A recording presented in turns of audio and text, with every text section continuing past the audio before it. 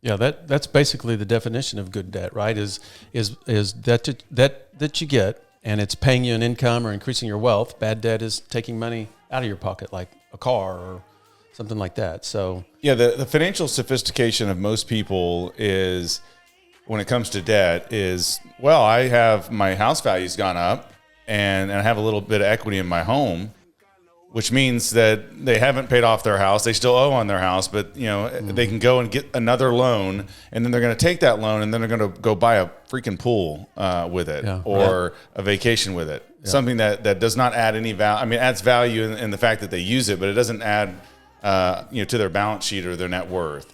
And so that's really the sophistication of it, is that they use debt to get stuff, or debt to get a car, and that really is the opposite direction. You're going in the wrong direction when you're getting debt to get stuff. Debt should be a tool to use to buy assets that go up in value.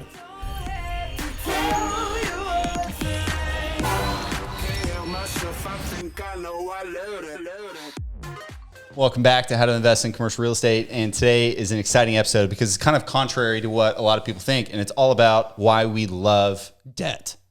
Debt is a powerful tool in investing in commercial real estate and a lot of things, but specifically getting debt when investing in commercial real estate is rather easier than some of the other traditional investment classes. So Joel, how do we use debt? Why do we love it so much? I think it's important to think about what we were all taught about debt as kids. And for most of our lives, we're all saddled with this idea that debt is bad. Mm-hmm. And that if you get into debt, or if you have debt, you're a loser, you can't manage money well. And so there's several paradigm shifts that you need to make when you're getting into commercial real estate. And one of them is you have to get comfortable with debt, and you have to see debt, as you said so eloquently, as a tool to help you make more money. And so that's why we're going to be talking about today, because we want to change your thinking. If you're listening to this and you're saying, hey, I want to get out of debt. I want to pay off my credit cards. I want to pay off my house. I want to pay off my car. That actually is a good thing. But when it comes to business, you need to learn how to use debt in order to grow your business and make a bunch more money. And commercial real estate is an easy way to do that. Yeah, well, frankly, we couldn't afford it, right? You can't go buy a $10 million or a $15 million asset unless you have $10 or $15 million. So you have to use debt. Yeah. But there's really no choice. So like Joel says, you got to get comfortable with it.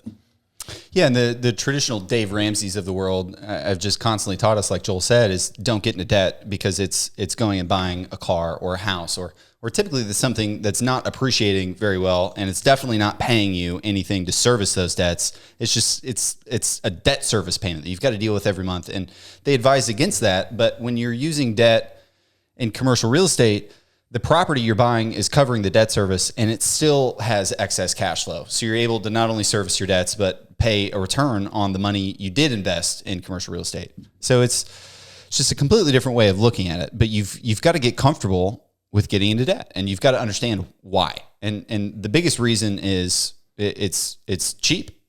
It's insanely cheap putting debt on commercial real estate, right? So the interest rate you pay is going to be lower than the money that percentage return that property makes you. Yeah, which to put it super simply, it's like saying, "Hey, can I borrow 3% so I can go make 20?" And the bank's like, "Yeah, let's do it." They're excited that you're making that much money because that's a safer loan in their eyes. They're literally taking everyone else's money, that's just in the savings account, right?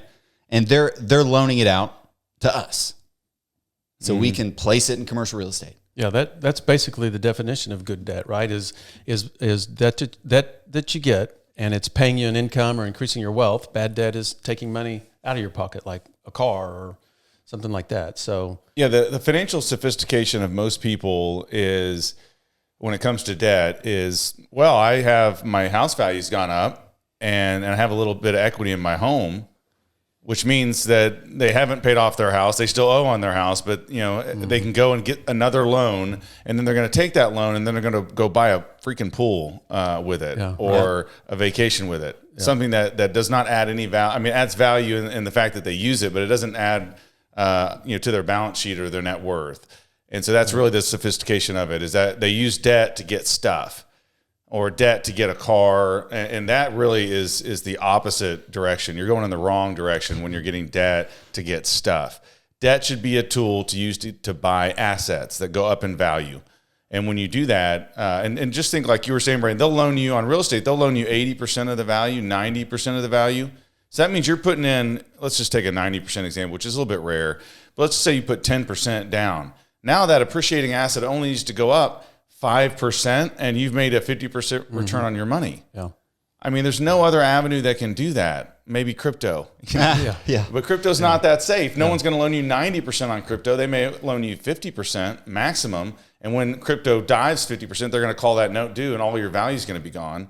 And so that's why the debt is powerful, is that you can lever up, and it's safe enough. You can equate it to this. If the more someone's willing to loan on it, the safer the asset class is. Right. Okay. So, businesses are safe, but sometimes you can't even get 80, 90% on a business. But real estate, consistently 80%, you can get loaned. And that's because it is safe, and they do tend to go up in value. Yeah. And I get a lot of people that ask about signing the guarantee, like who's guaranteeing these mortgages? Oh, that's a scary one. It's like, do you think I would come to you and ask for your hard-earned money as an investment if I was scared about defaulting on the loan? I mean, the loan, like you said, is maybe only 90% of the value, so it would have to take a jump. But in reality, sometimes that's 80%, 75% is the loan. So you've got a lot of wiggle room there before you're defaulting on a loan. That and the property's kicking out cash flow. So, I mean, cash flow is another amazing reason to get into debt. Yeah. Let me ask you a question, Joel, because how can you get comfortable with all the personal guarantees that you have, right? So if you go out and you get debt for a business and something happens to the business, well, you can just have the business declare bankruptcy and everything's great, right? That was good debt. You tried to build a business by going into debt, but then the debt the business can just declare bankruptcy. But on real estate, don't you have to do a personal guarantee such that if something goes wrong, that your funds are at risk, right? Not the company's funds, or not the LLC that you set up for that property, but your personal funds are at risk. Is that right? Yes, but it could also be that way with a business. Depending on the business, you could have a personal guarantee on the assets of the business or something, and so you would be personally liable. Real estate, though, it just depends. If you are going to sign your name, you better know what you're doing, because in the event that property, for some reason, you can't get tenants, now the cash flow drops, you can't make that mortgage payment, the bank will come and take that. For sure. And then if you're personally liable, what will happen is the bank will then sell that property at a loss, and whatever the difference is between what they sell it for and what you owed them, they're going to come after you for that difference. Okay. So people that are listening, what happens if they say, well, how am I going to get debt because I don't have, when they come to me for a personal guarantee, I don't have that much assets or That's net a great worth. question. So can these people get the debt? Or do they need to find someone who can partner with them that does have some net worth that they can sign a personal guarantee? Or how's somebody going to do that? I would say it this way. If you have an amazing deal and you're having problem getting the debt on it, bring it to me. If it's a good enough deal, I'll get the debt for you. And you should take that scenario and apply it to everything, right? Because if the deal is good enough, you're going to raise the money from your investors. You're going to be able to get the debt. If the deal sucks, you're probably not going to get the debt. You're probably not going to get the partners. If it's a good deal, is the bank going to give you the money even if without personal guarantees? Definitely sometimes not. they do. Definitely but not. You need to find a partner for your first one. Okay. They want to see a track record of getting a loan, completing a loan, satisfying a loan, paying the interest, paying the money back. Because those are 5-7 year terms. So you've got to have a track record. So going to a partner and saying, hey, I've got this amazing deal. The bank isn't necessarily completely comfortable with me yet, but maybe, given your track record, if I give you a piece of this deal, could you help me get this loan? And then it's kind of a win-win. Mm-hmm. Yeah, I would agree with that in general. There will be instances where, depending on the size of the deal, the person may be able to get the debt. Mm-hmm. What the bank's going to look at, they're going to look at you, they're going to look at your income from your day job. If you didn't have let's say you're going to buy a $3 million apartment building, and the bank really likes it. Yeah. Well, okay, if you don't have the benchmark is if you have a $3 million net worth, then they're going to loan you the $3 million on your signature. But let's say you don't have a $3 million net worth. They may still get comfortable if your net worth is $500,000, but you are an attorney and you make $400,000 a year, and that they'll kind of take that into consideration with the cash flow of the property. You might find a bank that'll loan you that money. Okay. What if you want to do another $3 million deal? Interestingly enough, is that they'll look at each one individually. So you're actually better off on the next one that you have the apartment complex and you have your job. Now you've got two sources of income, and so that'll be better. Right. Each deal you do, like with us, we've got 70, 80, $90 million worth of loans, and they love it. They don't look at us and say, well, he's already got 19 projects, and so he's riskier on the next one. No, they think the opposite. They think, well, he's got 20 projects cash flowing. He's less of a risk. Let's just keep giving him the money. Okay, but will the same bank do that, or do banks reach a limit with you as well? Yeah, good question. They These do. are great, Brian. Brian, bring the questions. So these local banks will have limits. If it's a smaller local bank, they may have a $10 million lending limit per person. Yeah. Sometimes they'll have a $20 million lending limit per person. But if you're going to do like a non-recourse, we've talked about it, Fannie Freddie loans, government-backed loans, through the agencies. Well, then it's unlimited. And those are mainly restricted to apartments. Those are mainly restricted to apartments, but there's also for retail. There's life company loans and CMBS, commercial mortgage-backed security loans, and those are once again unlimited. They're really only underwriting the real estate. Now so you may not even have a signature on that, and you're not going to be liable for that debt. So let me ask a crazy question. How do banks make money? I mean, making these loans. How do they do that? How do they make money? Well, we should have a banker answer that, but how I think it happens is that they borrow from the Federal Reserve at a lower rate and loan at a higher rate, and they use their deposits where they're giving virtually no savings return, and then they're lending that money out at a higher rate. So it's just borrowing at a low rate and lending at a high rate. So if a bank has $10 million of our cash in deposits, they can lend $10 million. I mean, that's not that much. I think they can lend. No, I think they can lend a multiple over the deposits. I mean, two times maybe. I think double. I think it's more. I don't know. That is. We need a banker. I don't know. I've heard 10. I've heard a lot more. A lot more. Yeah. So it's the best kind of marketing scheme in existence, because we were all taught to do what with our money? To save it. Put it in the bank. Put it in the bank. The safest place you could possibly put your money is in the bank. And they're lending it out. And they're lending not only your money out, but potentially 10 times the amount of money you give them to make more money. That's insane. And we're basically doing the same thing in commercial real estate. They're borrowing the money cheap, and they're getting lending it out at a higher return. We're borrowing money cheap. We're using it to buy property that pays us 2, 3, 4 times the return. That's all it is. It's a leverage game. And so you've got to get that in your mind, that debt is the tool to leverage your money to make, and the bank's money to make big time returns. You get all there. You say, well, you got to have your money work for you. Yes. But you got to have what if I could say, you can get 8 times your money working for you? It's get the bank's money working for you. Yeah. And so then not only am I making money on my money, I'm making money on the bank's money, because I'm paying 4% and I'm making, 8% on that money. To that point, Brian said in the beginning, we're not buying these properties in cash because you can't afford it. And you could if you wanted to. I mean, there's people out there that have $10 million in cash and they could go buy something in all cash.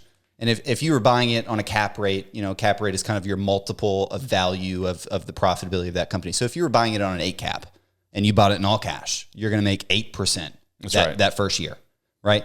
But if I thought that, it's safe, I know it's going to do the 8%. If I really believed in the deal, I would go get a loan from a bank, at like 4%. Let's be modest, 4%. You can get that right now. Then I could make, instead of 8, I could make 24 or 25% on the same deal. Not the same amount of money. Yeah, I'm putting in, 20% of the money instead of 100%. So even though you may make more money buying it in cash, the percentage on the return would triple by getting a loan. Well, and then the other, you say you only invested 20%, but the other 80%, you can go buy another 4 deals with that. Yeah, right. So in essence, that's how you make 20% on your money, is leverage through debt. So if you want to make 8%, great. But we did a whole podcast on how important the rate of return is over time. Right. So 8%, yeah, you'll get rich eventually making 8%, but you'll get really freaking rich if you can make 20% a year compounding. Yep. And real estate gives you the opportunity to do that. That's doubling your money. What, every 5 years, every 4 years, 25%, 4 or 5 years. That's if it's compounding, it's less. Yeah, because it's compounding. that's dumb. So you could take the exact same investment that's making you 8%, and you're that's a lot. That's a lot, man. Well, and another point I want to make about debt is always be willing to trade today's cash flow for debt that you can go and use to grow your business. And what I mean by that is, like we were talking about when we refinance a property. For me, cash flow is king, and cash flow is great.